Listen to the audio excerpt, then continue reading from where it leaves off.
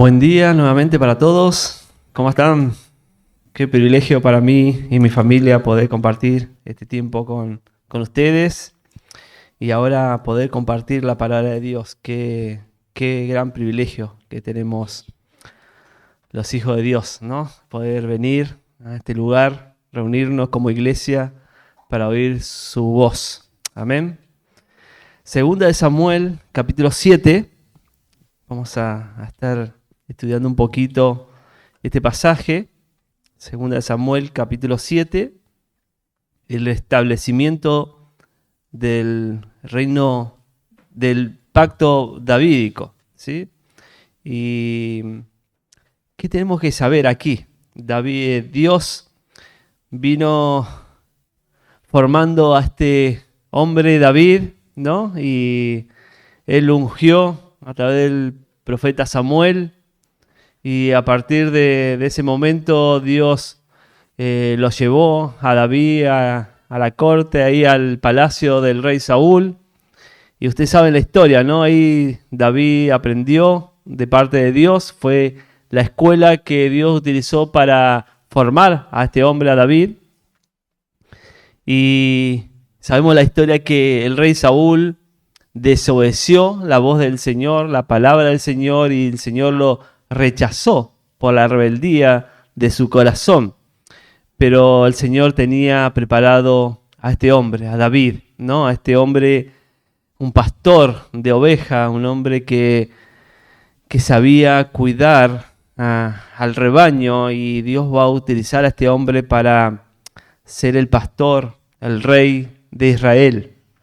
Y luego de muchas persecuciones de parte de Saúl en la vida de David, de varias dificultades, al final David viene y es rey en todo Israel, ¿no? Primero en Judá y después en todo Israel. Pero tenemos que saber que el capítulo 7 de Samuel, 2 de Samuel, es al final, ya casi al final de la vida de David. Casi todo lo que nosotros conocemos en la historia de David ya ha pasado, ¿no? Sus victorias, pero también sus pecados. Y es importante que sepamos esto, porque es importante para el pasaje, ¿no? que vamos a estudiar, que sepamos que David ya adulteró con Betsabé, ya David mató a Urías, David censó, y toda esa historia ya quedó atrás, ya fue eso, ¿no? Y estamos en un punto donde David, después de tener victoria sobre prácticamente todos los enemigos alrededor, Dios le da descanso, y es en este momento donde David está experimentando la victoria, la abundancia, la seguridad de parte de Dios. Es que tenemos este pasaje donde Dios hace un pacto con David. Y vamos a ir leyendo y vamos a ir compartiendo a medida que vamos leyendo, pero este pasaje está dividido en dos partes. Naturalmente está dividido ya en dos partes. La primera parte va del versículo 1 al versículo 17 y es el establecimiento del pacto. Y los versículos 18 al 29, la segunda parte, es la respuesta en adoración de David al pacto de Dios, ¿sí? Entonces, esas son las dos grandes partes del pasaje. Entonces, lo que vamos a ver son dos puntos.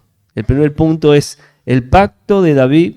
El pacto con David es el compromiso de Dios que nos garantiza la construcción de su reino eterno, ¿sí? Nuevamente, el primer punto es el pacto con David es el compromiso de Dios que nos garantiza la construcción de su reino eterno. El segundo punto es el pacto con David es el compromiso de Dios al que debemos responder en adoración, ¿sí? Segundo punto, nuevamente, el pacto con David es el compromiso de Dios al que debemos responder en adoración. Entonces, comencemos por el comienzo, versículo 1. Una de las cosas que también vemos en este capítulo es, hay una palabra clave que se repite varias veces y esa palabra no significa lo mismo todas las veces que se repite. Lo voy a explicar. Es la palabra casa. La palabra casa aparece 15 veces en todo este pasaje de la Biblia, en el capítulo 7. 15 veces. Y no todas las veces significa lo mismo. En una ocasión va a significar nuestro significado común, ¿no? ¿Qué llamamos casa? A las paredes y el techo, esa es nuestra casa, ¿no? La casa material. Va a aparecer en ese sentido, pero va a aparecer en el sentido de que casa se va a hablar de la dinastía o linaje, en este caso de David, ¿sí? Cuando vamos a ir, a medida que vayamos leyendo, voy a ir señalando cuando aparece como dinastía o cuando aparece como casa material, física, ¿sí? Eso es muy importante que lo tengamos para entender lo que el texto dice.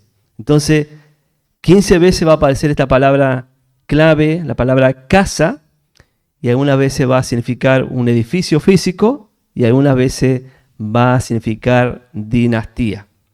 Dice versículo 1, aconteció que cuando ya el rey habitaba en su casa, y ahí es casa material, edificio material, después que Jehová le había dado reposo de todos sus enemigos alrededor, dijo el rey al profeta Natán, mira, ahora yo habito en casa material de cedro, y el arca de Dios está entre cortinas. Y Natán dijo al rey, anda, haz todo lo que está en tu corazón, porque Jehová está contigo. Estos primeros 3 versículos están en forma de contraste, entre contraste. Dice, aconteció que cuando el rey ya habitaba en su casa después que Jehová le había dado reposo de todos sus enemigos alrededor, que David tuvo un deseo, un anhelo en su corazón. ¿Y cuál fue ese anhelo? De que él se veía a sí mismo y veía toda la bendición de Dios y veía todo lo que Dios le había dado, toda esa casa de cedro, esa casa de madera preciosa, carísima, ¿sí? Que había sido traído de muy lejos y había sido construido para el rey David, un palacio. Y David se ve viviendo en esa casa y dice, ¿cómo yo estoy en una casa, en un palacio, en una casa tan hermosa, tan grande, llena de provisiones, pero Dios habita entre cortinas? El arca, donde la presencia de Dios se manifiesta, está entre cortinas, es decir, en una carpita, unos palitos, unas cortinas, y ahí está el arca. Y eso le parece a David, dice, esto no puede ser así. Qué hermoso el corazón de David, ¿no? Él ve su condición y él ve todo lo que él está disfrutando y dice, no puede ser así. Dios tiene que tener un lugar mejor preparado para poder habitar. Cuando David le menciona esto al profeta Natán, Natán le dice, y dijo el rey al profeta Natán, mira, ahora yo habito en casa de cedro y el arca de Dios está entre cortinas. Y Natán le dijo al rey, anda, haz todo lo que está en tu corazón, porque Jehová está contigo. Porque Jehová está contigo. ¿Qué notan ahí? Hay un problemita, ¿no? Natán no consultó a Jehová. ¿No? David le dice, mira, este es mi deseo. Y el deseo de David realmente es un deseo noble, bueno, elogiable, ¿no? Él se ve a sí mismo y dice, no puede ser, yo vivo en esta casa y Dios está entre las cortinas.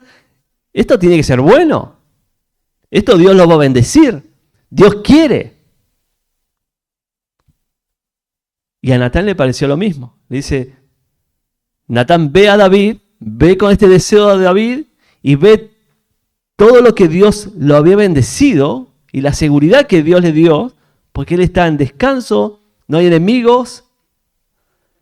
Entonces Natán concluye y le dice a David, ve y haz todo lo que está en tu corazón, pero con el detalle de no consultar a Jehová, no consultar a Dios. Qué error, ¿no? Hay cosas que a nosotros nos parecen buenas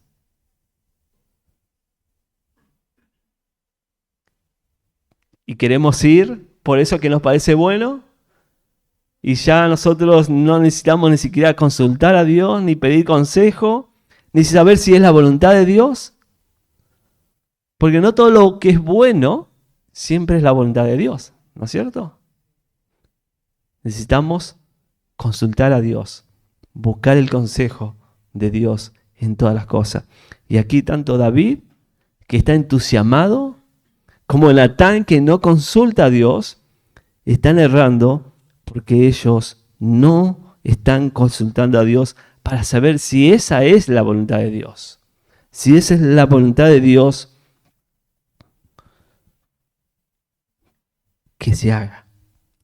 Entonces, versículo 4 dice, aconteció aquella noche que vino palabra de Jehová a Natán diciendo, ve y di a mi siervo David, así ha dicho Jehová.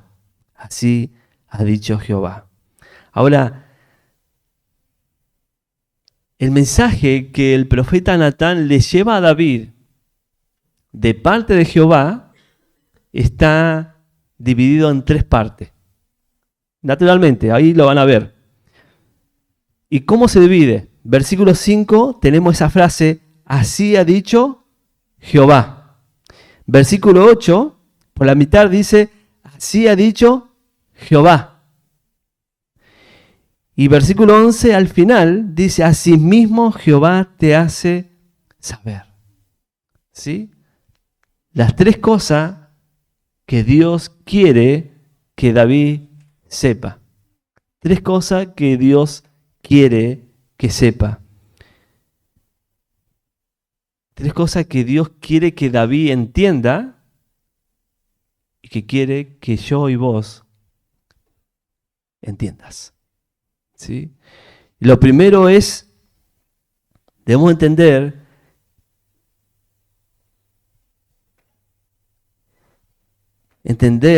que Dios es el que se compromete a construir su reino. Perdón, me enredé yo mismo. Entendiendo la trascendente presencia de Dios. David tiene que entender la trascendente presencia de Dios. Dice el texto, ve, versículo 5, y di a mi siervo David, así ha dicho Jehová, tú me has de edificar casa en que yo more, casa física, tú me has de construir una casa de madera, de ladrillo, de piedra, en que yo more. Ciertamente no he habitado en casa física desde el día en que saqué a los hijos de Israel de Egipto hasta hoy, sino que he andado en tienda y en tabernáculo. Y en todo cuanto he andado con todos los hijos de Israel, he hablado yo palabra alguna de las tribus de Israel, a quien haya mandado a apacentar a mi pueblo Israel, diciendo, ¿por qué no me habéis edificado casa, material, de cedro?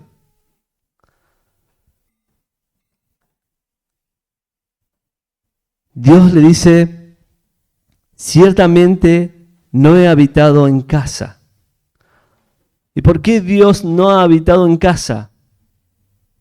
El texto dice, porque he estado andando con mi pueblo. Pero la verdad es que Dios no puede ser encerrado en un lugar. Dios no cabe en ninguna casa que el hombre le pueda construir. Dios es mucho más grande que cualquier cosa que nosotros le podamos ofrecer. Dios es trascendente. Dios está en todo lugar. Dios trasciende. Él es grande y Él lo cubre todo. No hay ninguna casa que pueda contener a Dios. Dios le dice, David, yo soy un Dios trascendente. Yo no necesito un lugar. No me puedes reducir a una casa. No me puedes reducir a un lugar.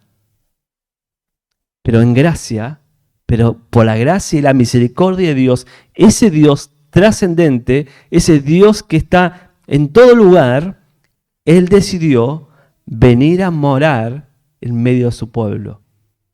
Ese Dios trascendente, grande de sobremanera, Él ha decidido venir a morar con su pueblo mientras estuvieron en el desierto. Dios ordenó hacer un tabernáculo. A Moisés le dio el diseño, todo como tenía que ser. Moisés lo construye y cuando fue construido dice que la gloria de Dios descendió en ese lugar.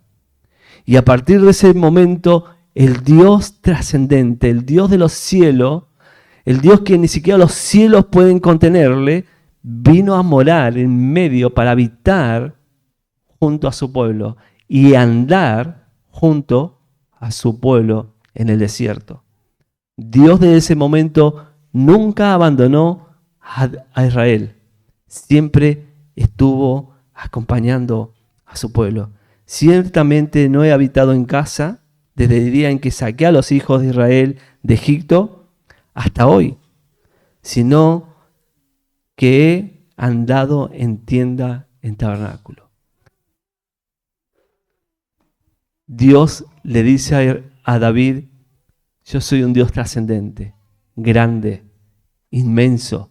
No puedo ser reducido a lo que el hombre me pueda ofrecer.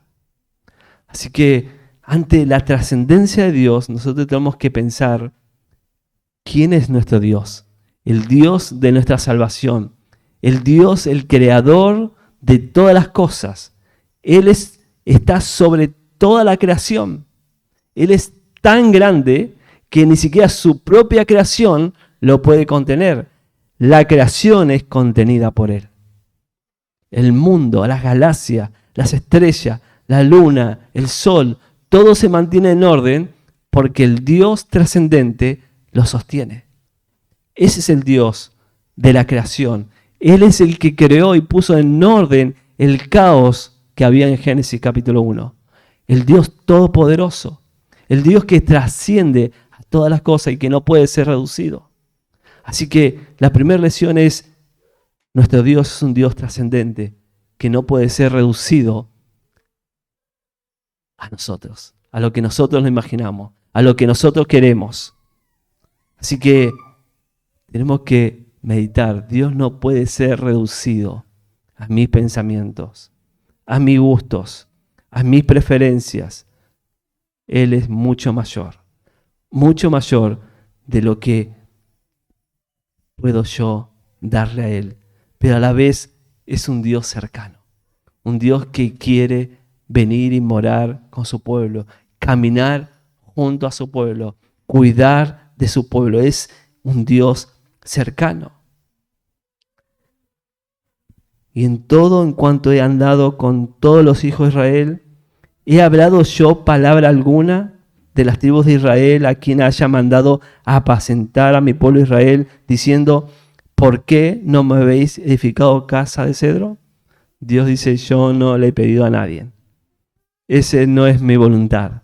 David, Natán, esto no es mi voluntad. porque yo no puedo ser reducido a un lugar. Él es un Dios trascendente. Fíjense cómo lo dice Pablo allí en Hechos, capítulo 17. Si me acompañan rapidito, Hechos 17.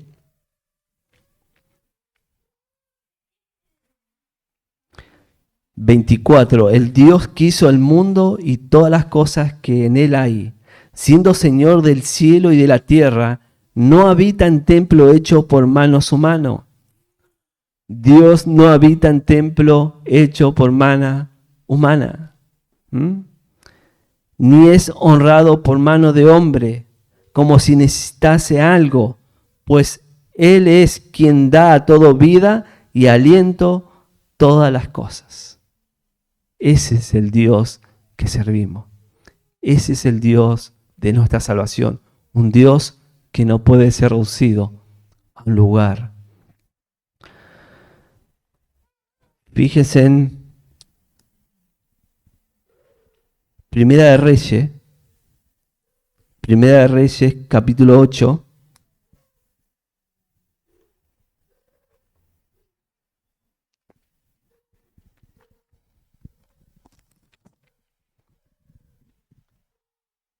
Este es Salomón en la dedicación del templo, pero fíjense en lo que va a reconocer Salomón aquí. Dice 8:27, ¿pero es verdad que Dios morará sobre la tierra? He aquí los cielos de los cielos no te pueden contener. ¿Cuánto menos esta casa que yo he edificado? Dios no puede ser contenido en un lugar. No hay templo, por más hermoso, por más lujoso que sea, que pueda contener a Dios. Pero tenemos que entender una cosa. No solamente David desea hacer una casa para Dios, una casa donde el arca morara, sino también en la mentalidad gentil y de los pueblos de aquel momento, el poder de los dioses, la influencia de sus dioses, tenía que ver muchas veces con el templo que se les construía a esos dioses. Cuando el templo era más lujoso, más grande, más imponente, los idólatras que iban a servir ahí, le parecía, ¡wow!, ¿no?, la impotencia de ese Dios, qué maravilloso, qué grandioso ese Dios, ¿no? Y siempre fue así. Por eso se construyen esas catedrales, ¿no?, con vidrio, por donde entra el sol, y que es mucho lujo. ¿Por qué? Porque con esas catedrales quieren dar a entender el Dios al que sirven. Pero Dios dice, yo no soy como los dioses de los pueblos. No me honres de esa forma. No es lo que yo demando. Yo no le he pedido a nadie una catedral. Yo vivo en una cortina, una casa, un palo con 4 cortinas. Ahí es donde yo he decidido morar con mi pueblo y andar junto a mi pueblo y cuidar a mi pueblo y guiar a mi pueblo desde ese lugar, porque yo soy el soberano. Entonces David tiene que entender la trascendencia de Dios, la grandeza de Dios, y nosotros tenemos que entender la trascendencia de Dios. Porque entender la trascendencia de Dios nos va a llevar a una adoración genuina. Entender la grandeza de Dios me va a llevar a adorar con un corazón totalmente rendido ante la majestad del Dios al que sirvo. Es importante que podamos concebir a Dios en nuestra mente como un Dios que no puede ser reducido a mi pensamiento, a mi iglesia, a mi ministerio. Él es mucho más grande que cualquier cosa. Él es trascendente. Pero en segundo lugar, entendiendo que es Dios quien se compromete a construir su reino. David tiene que entender que es Dios el que se compromete a construir su reino. Versículo 8. Ahora pues dirás así a mi siervo David: así ha dicho Jehová de los ejércitos: yo te tomé del redil de detrás de las ovejas para que fueses príncipe sobre mi pueblo Israel. Y he estado contigo en todo cuanto he andado delante de ti. Y he destruido a todos tus enemigos y te he dado nombre grande, como el nombre de los grandes que hay en la tierra. Además, yo fijaré lugar a mi pueblo Israel y lo plantaré para que habite en su lugar y nunca más sea removido, ni los inicuos le aflijan más como al principio, desde el día en que puse jueces sobre mi pueblo Israel, y a ti te daré descanso de todos tus enemigos, y a ti te daré descanso de todos tus enemigos. Dios, en primer lugar, en este segundo mensaje, le recuerda lo que Él ha hecho con David en el pasado.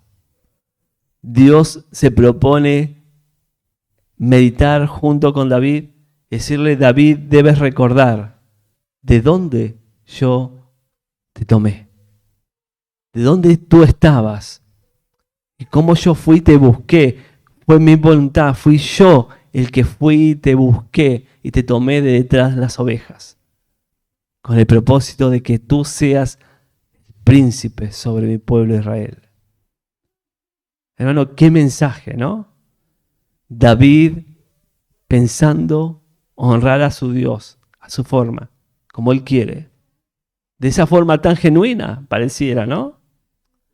Pero Dios le tiene que decir: David, lo que necesita es recordar de dónde te he sacado. Yo te tomé del redil, de detrás de las ovejas, para que fueses príncipe sobre mi pueblo, sobre Israel. Y he estado contigo en todo en cuanto has andado. Yo he andado contigo. Yo decía, 1 Samuel nos relata la historia del rey Saúl, ¿no? Y cómo David surgió de detrás de las ovejas.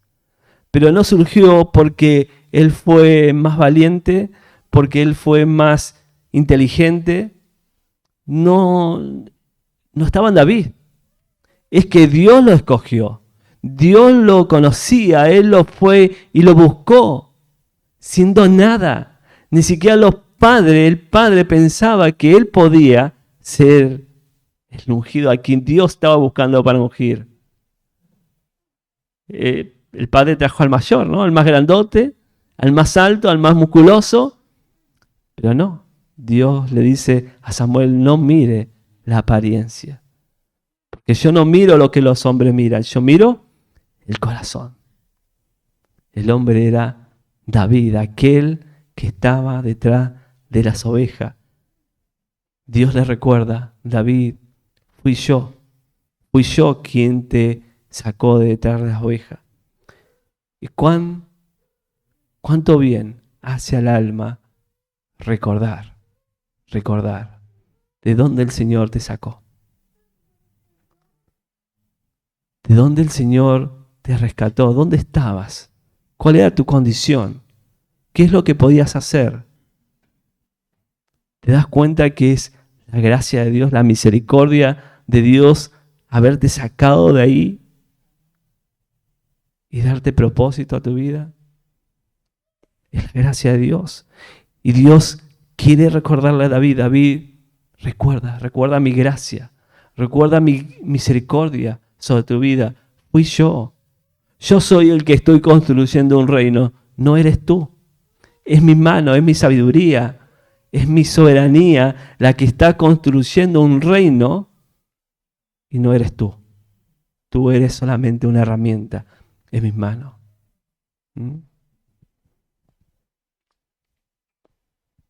Y he estado contigo en todo en cuanto has andado, delante de ti he destruido a todos tus enemigos. David, si tienes paz y tienes reposo y tienes una casa linda, no se debe a nada que tú hayas hecho. Se debe a que yo te he bendecido. Yo he destruido a todos tus enemigos, a todos esos que te aborrecían y deseaban tu muerte. Yo los he destruido. Pero fui yo. No fue tu inteligencia, no fue tu fuerza. Fui yo. Fui yo. Y hermano, nuevamente tenemos que recordar que no se trata de nuestras fuerzas. No se trata de mi inteligencia. No es lo que yo poseo, no es la familia de donde yo vengo. Se trata de la gracia de Dios.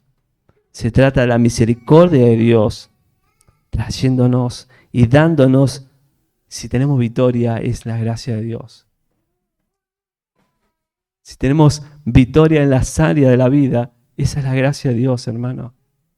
No es mérito tuyo, es la gracia. Es para que ahora rendido puedas decirle, Señor, gracias. Gracias por tu misericordia. Que te postres en adoración diciéndole, Señor, gracias, porque si fuera por mí yo estuviera derrotado por el pecado. Yo tendría a mi familia destruida. Yo estaría como cualquiera de aquellos que están afuera, siendo enemigo de Dios y yendo en contra de Dios. Pero fue tu gracia la que me alcanzó.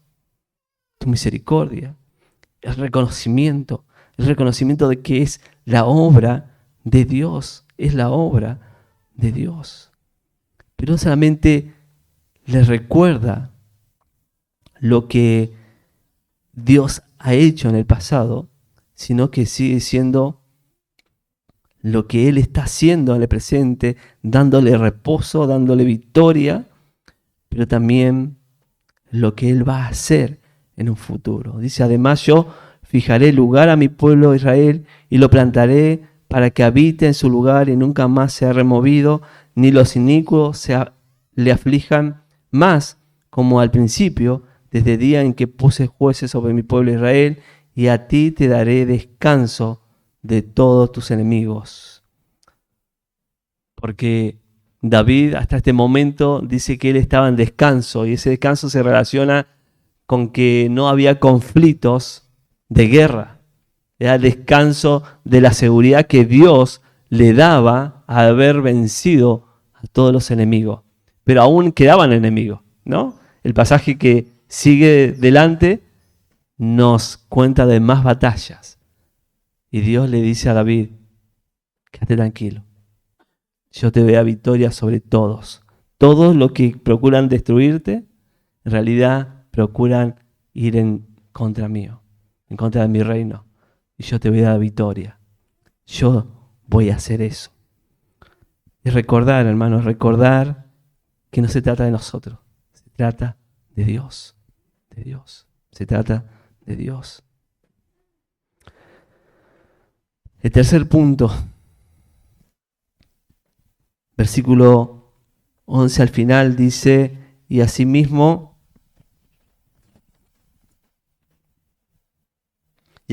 Jehová te hace saber que Él te hará casa. Y cuando tus días sean cumplidos y duermas con tus padres, yo te levantaré después de ti a uno de tu linaje, el cual te procederá de tus entrañas y afirmaré su reino.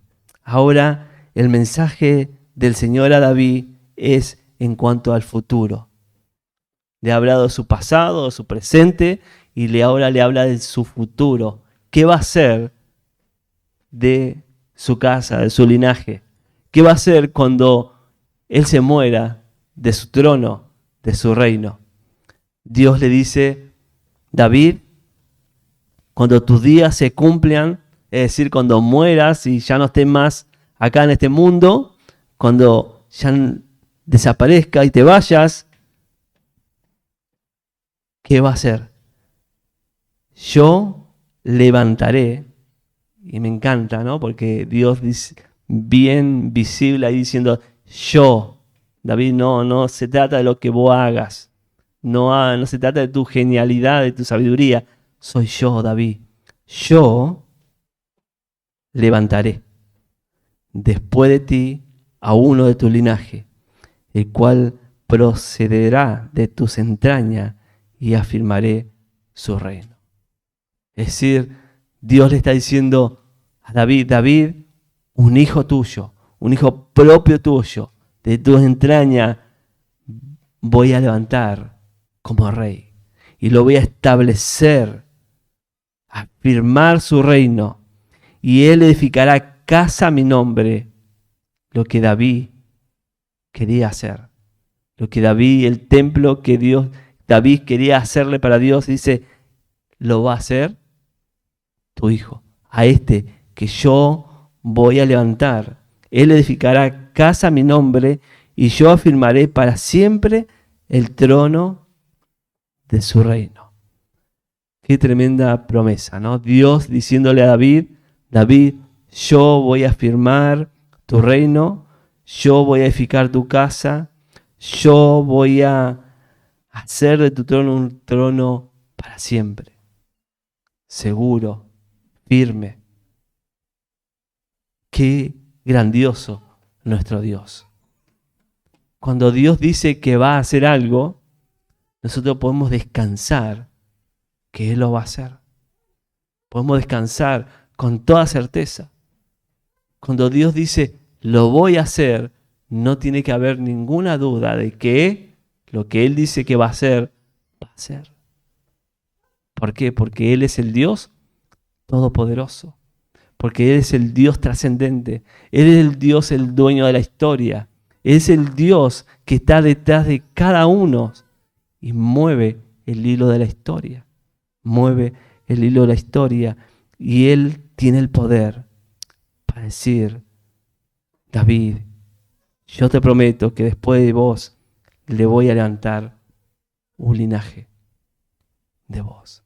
¿No? Sabemos que ese es Salomón. Salomón, el hijo de David. A eso se refiere cuando el versículo 12 dice, yo levantaré después de ti a uno de tu linaje. Ese es Salomón. Dios promete a David que él va a afirmar el reino de David. ¿Lo hizo? Sí. Dios afirmó el reino de Salomón. Dios promete edificar. Él edificará mi casa a mi nombre y yo afirmaré para siempre su trono. ¿Dios afirmó el trono de Salomón? Sí, lo hizo. Porque todo lo que Dios dice, Él lo promete. Él afirmó el trono de David. Yo le seré a Él por padre, yo le seré a Él padre y Él me será a mí hijo. Y si Él hiciere mal, yo le castigaré con vara de hombre y con azote de hijo de hombre. Pero mi misericordia no se apartará de él como la aparté de Saúl, al cual quité de delante de ti.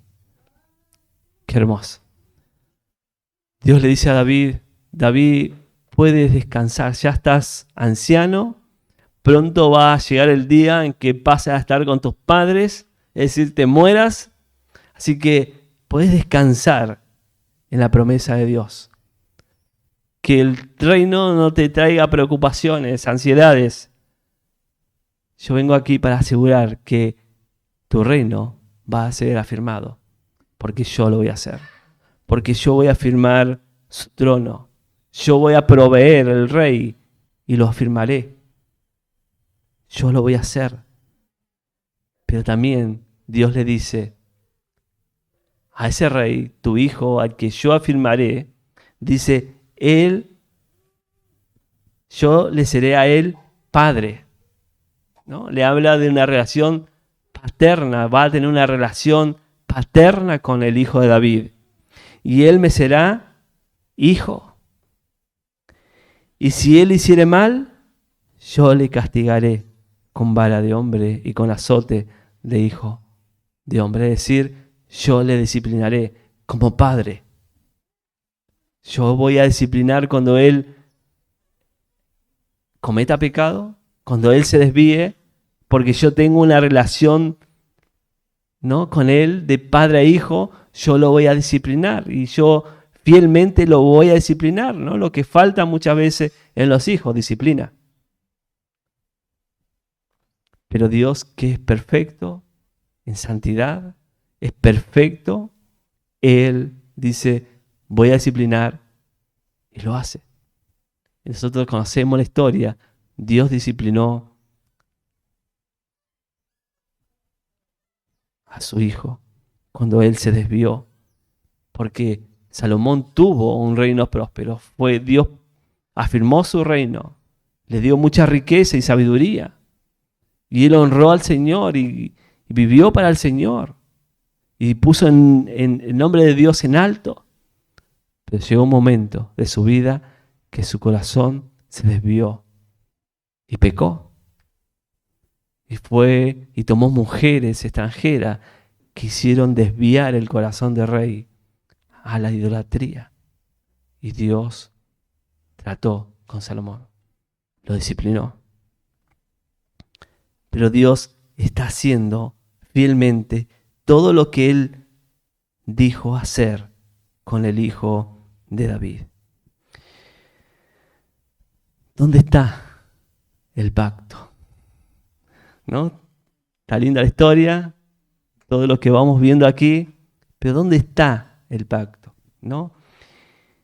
Y en el versículo 16, si ustedes se fijan, el 16 vuelve a repetir las promesas, vuelve a repetir lo que Dios va a hacer, pero agrega un detalle que hace toda la diferencia. Fíjense, y será afirmada tu casa. Ya Dios le había dicho, ¿no? Afirmaré la casa de tu hijo, de Salomón, la afirmaré, ¿no? Y aquí nuevamente dice, afirmaré tu casa y tu reino para siempre. Ya dijo también que lo afirmaría, ¿no? Y también el trono también lo afirmó. Pero dice, y será afirmada tu casa y tu reino para siempre delante de tu rostro, y tu trono será estable eternamente. Y esta palabra, será estable eternamente. Porque Dios no afirmó el trono de Salomón, pero sabemos que el trono de Salomón valió, ¿no? Para que Dios cumpla esta promesa en el versículo 16 de afirmar eternamente el trono de David, necesita alguien eterno, alguien fiel, alguien que como hijo sea fiel al Padre. ¿Quién se imaginan que es ese? Jesucristo. Jesucristo. Él es el Hijo fiel. Él es el que va a afirmar eternamente el trono de Dios para siempre, eternamente. Él es el que va a afirmar la casa de Dios, el que va a afirmar el reino de Dios eternamente con santidad y justicia. Él es Jesucristo. Y saben, David entendió. David comprendió lo que Dios le está diciendo. Y porque él entendió, es que tenemos la adoración. La adoración. Conforme a todas estas palabras, conforme a toda esta visión, así habló Natán a David. Y entonces, versículo 18, entró el rey David, se puso delante de Jehová y dijo, Señor Jehová, ¿quién soy yo? ¿Y qué es mi casa para que tú me hayas traído hasta aquí? Entonces, lo que vemos aquí en el versículo 18 es que la respuesta de David a la promesa del Señor, al mensaje del Señor, es adoración. Dice que el rey entró y se puso delante de Jehová, seguramente en el tabernáculo, delante del arca de Jehová, se puso para adorar a Jehová. Él se puso delante de Jehová y dijo, Señor Jehová, ¿quién soy yo? ¿Quién soy yo? ¿Quién soy yo para que tú hagas semejante promesa, ¿quién soy yo? David no solamente responde en adoración, sino que vemos que David entendió el mensaje de Dios. Cuando Dios le dijo, David, no se trata de vos, yo te tomé detrás de las ovejas, David entendió cómo él tenía que humillar su corazón. Y delante de quién él estaba. Y ahora él se postra en adoración delante de Dios, diciéndole, Señor, ¿quién soy yo? ¿Quién soy yo? ¿Y qué es mi casa? ¿Qué son mi linaje? Son simples hombres.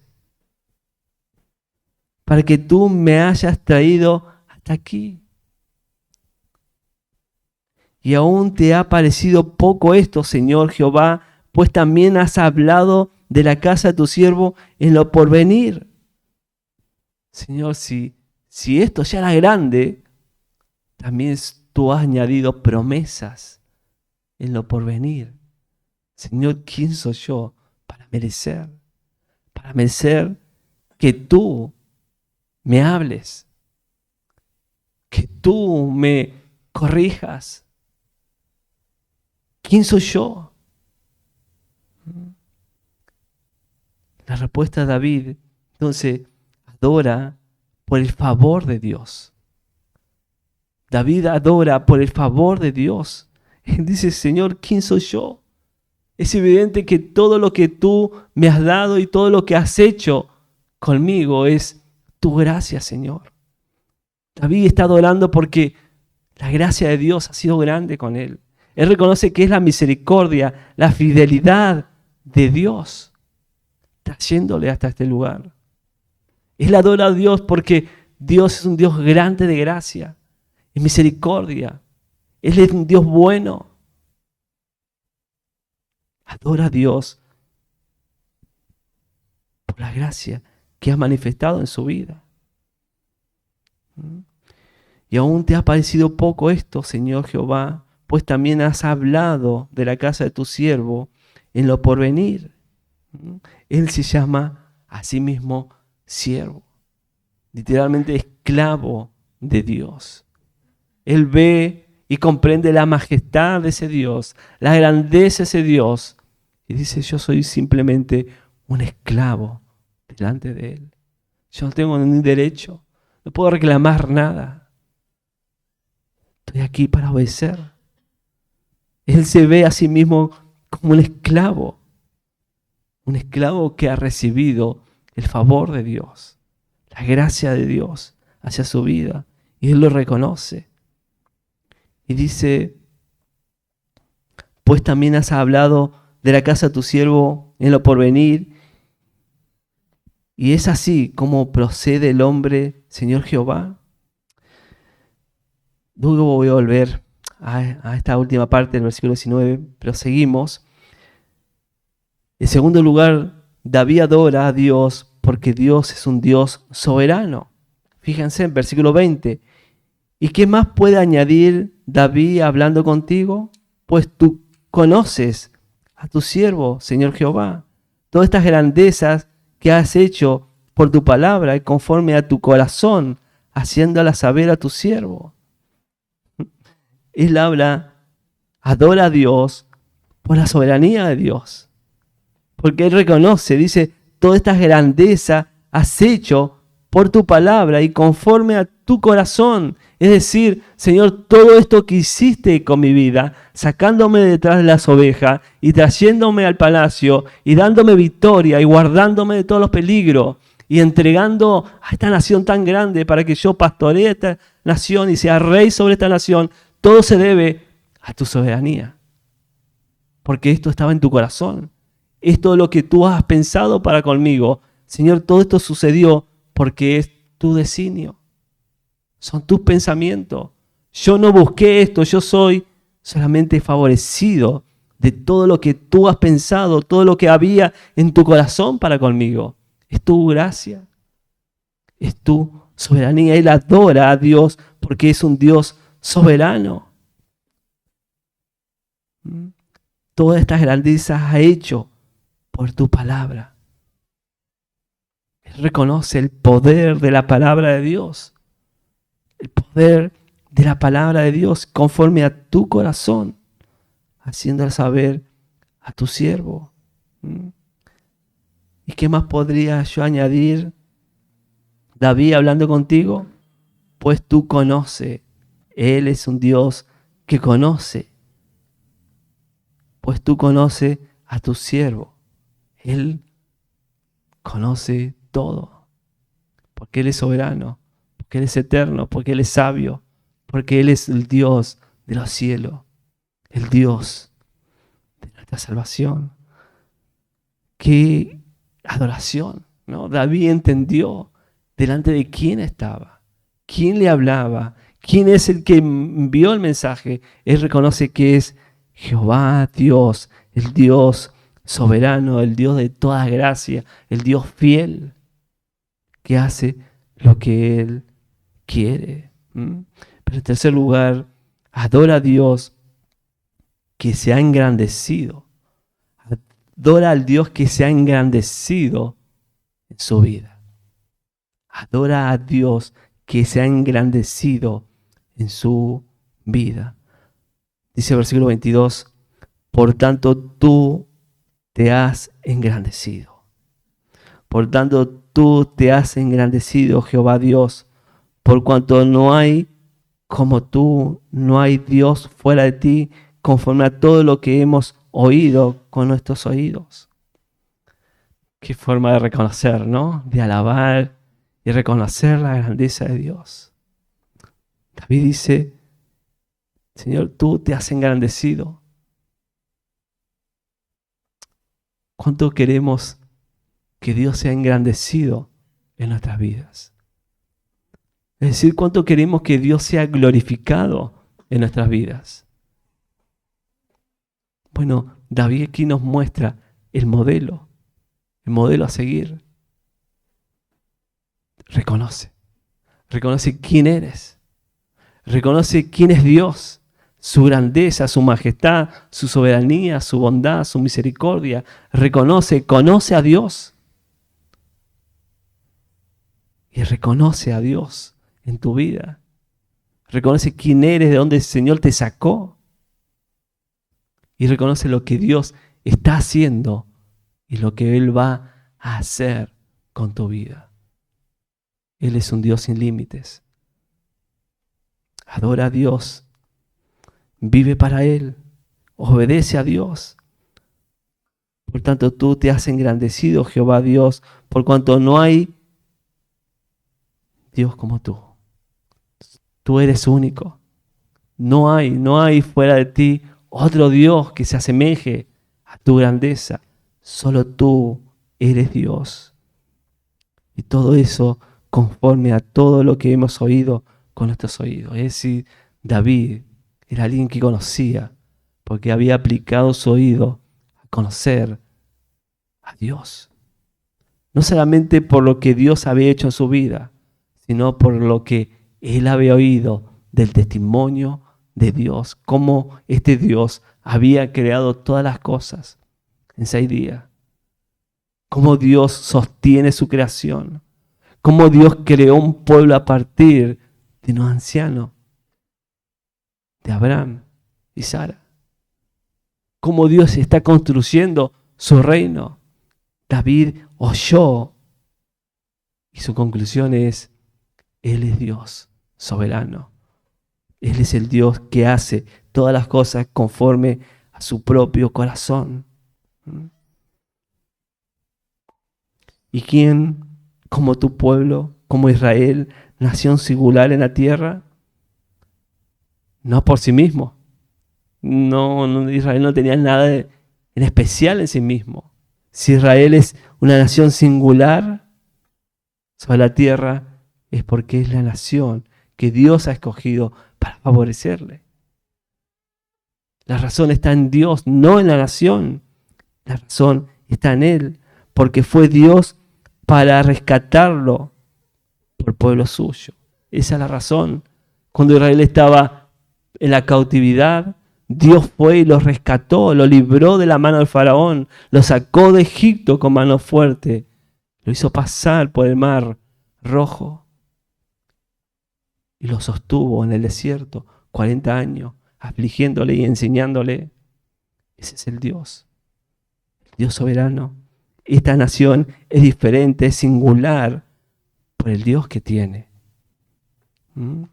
Porque fue Dios para rescatarlo por pueblo suyo y para ponerle nombre y para hacerle grandeza a su favor y obras terribles en la tierra por amor de tu pueblo que has rescatado para ti de Egipto y de las naciones y de sus dioses. Porque tú estableciste a tu pueblo Israel por pueblo tuyo para siempre. Tú, oh Jehová, fuiste a ellos y por Dios.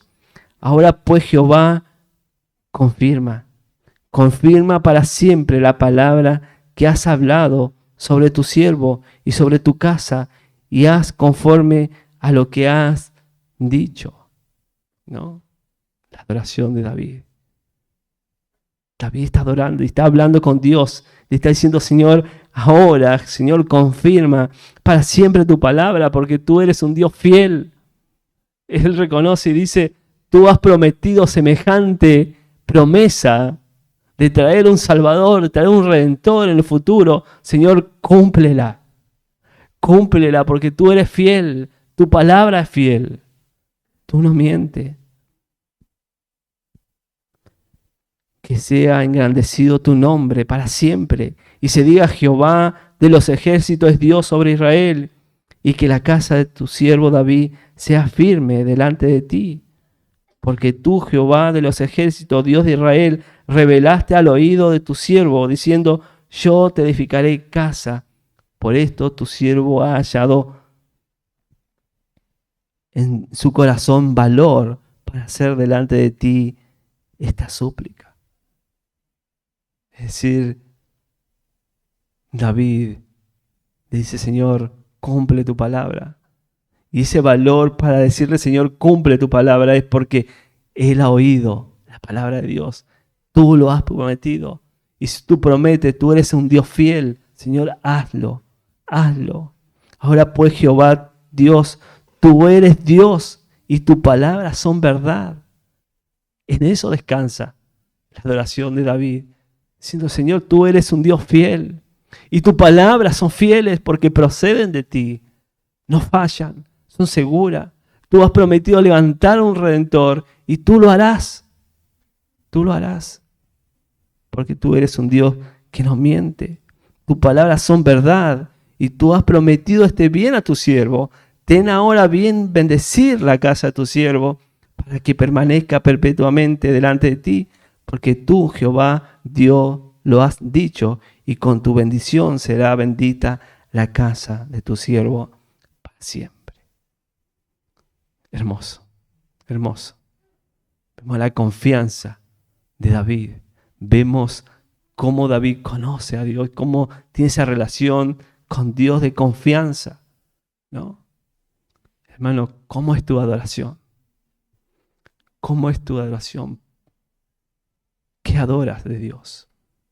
¿Cuánto conoces a Dios para adorar a Dios por lo que Él es? Por lo que Él ha hecho.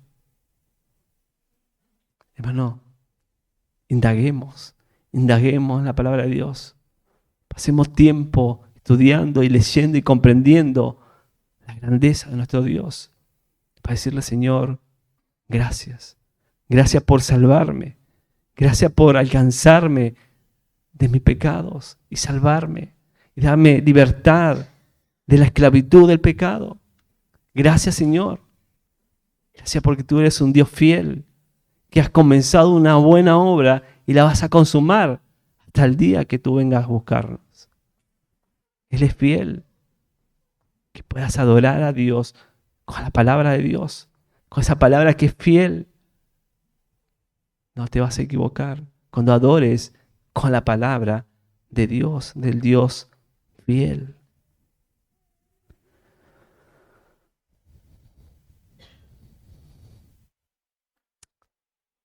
Por último, adora a Dios porque el pacto es la forma en cómo Dios instruirá al hombre.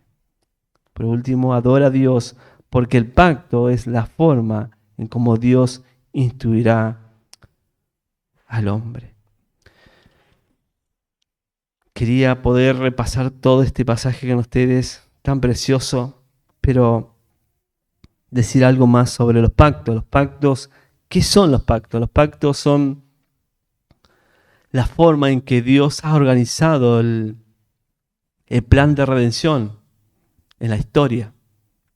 Dios ha hecho diferentes pactos y Él en esos pactos fue organizando su plan de redención, ¿no? Ha hecho un plan en el Edén, luego con Noé, más adelante con Abraham, con Moisés, la ley y el pacto davídico. Y el nuevo pacto.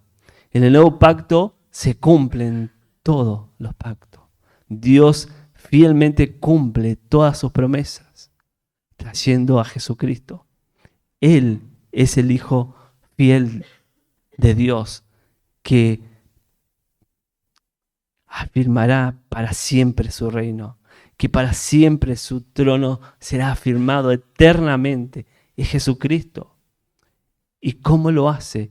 ¿Cómo es que Dios afirma, Jesucristo afirma ese trono para siempre?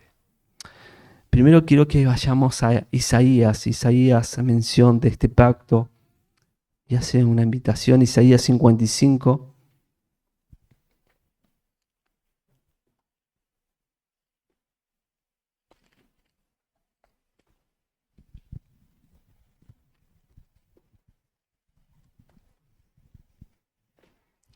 Isaías 55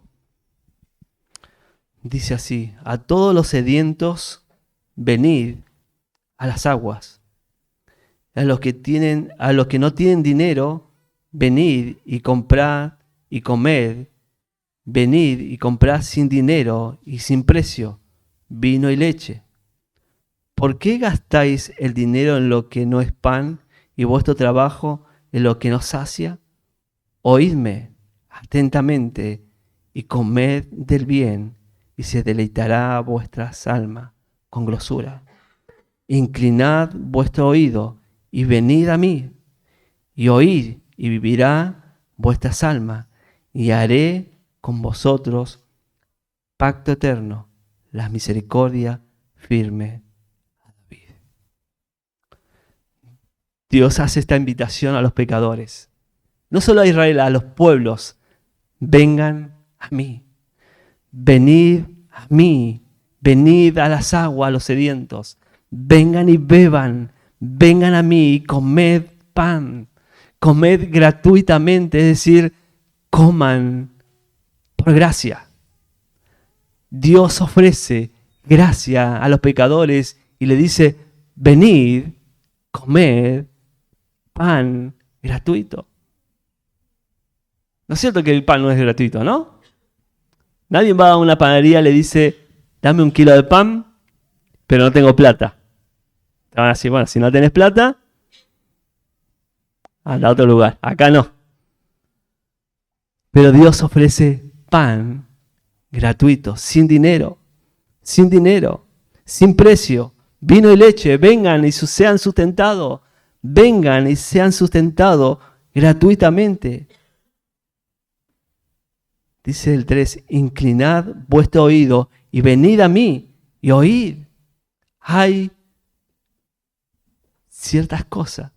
Dios llama, dice: venid, presten atención, inclinad vuestro oído, eso es decir, presten atención a lo que se oferta, presten atención a las condiciones en que se da, presten atención, la condición es gracia gratuita.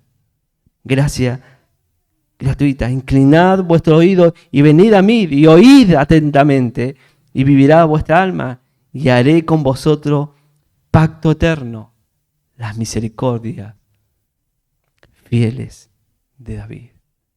Es decir, Dios promete a todo aquel que viene sediento, reconociendo y creyendo que Dios da la gracia que Dios le ha dado a David, que David creyó, y que porque David creyó, adoró a Dios por su verdad. Si la crees, Dice Él, yo te doy gratuitamente pan y agua. Yo voy a ser el sustento para tu alma. Yo te voy a fortalecer. Yo te voy a dar gracia gratis, por gracia. Pero ¿cómo Dios puede hacer semejante oferta? Gratis. A todos los pecadores, aquí hay un llamado indiscriminado, venid todos los que tengan sed, venid. Yo puedo aplacar esa sed. Hechos, capítulo 13. Veamos en base a qué Dios hace esa oferta, ese llamado a venir para tomar gratuitamente, para recibir gratuitamente las misericordias fieles dadas a David. Hechos 13:30, mas Dios le levantó de los muertos y él se le apareció durante muchos días a los que habían subido juntamente con él de Galilea a Jerusalén, los cuales ahora son sus testigos ante el pueblo.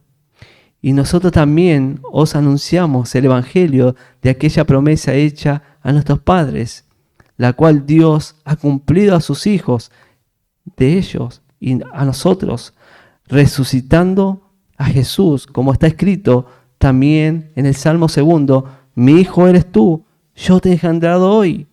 En cuanto a que le levantó de los muertos para nunca más volver a ver corrupción, lo dijo así, os daré la misericordia fiel de David.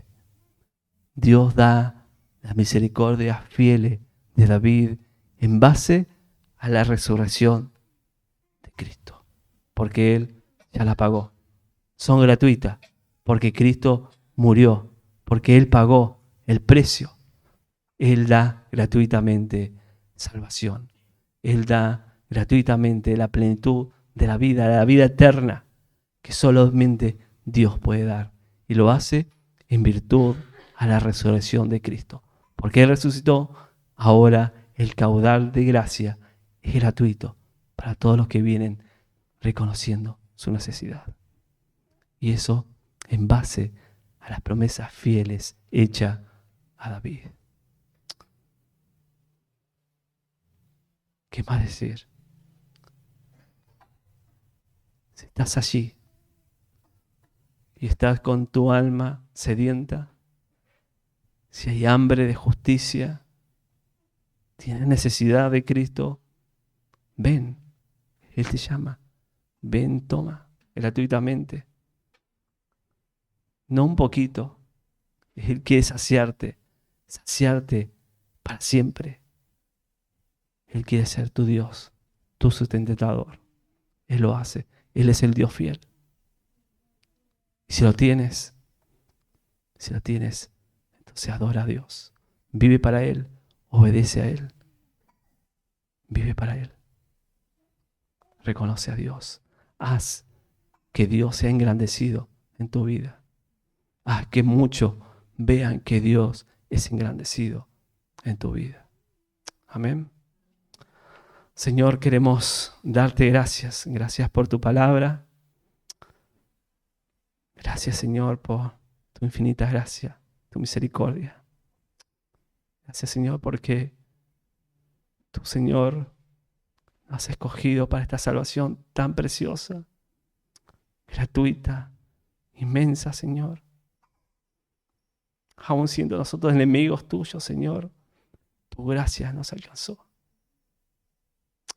Y no, Señor, porque tuviéramos algo a favor. Nada, Señor.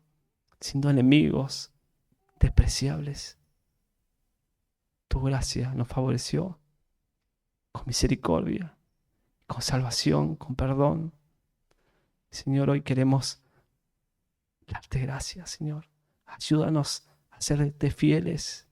Ayúdanos, Señor, a ser fiel en el hogar, en el matrimonio, en la iglesia, en el trabajo.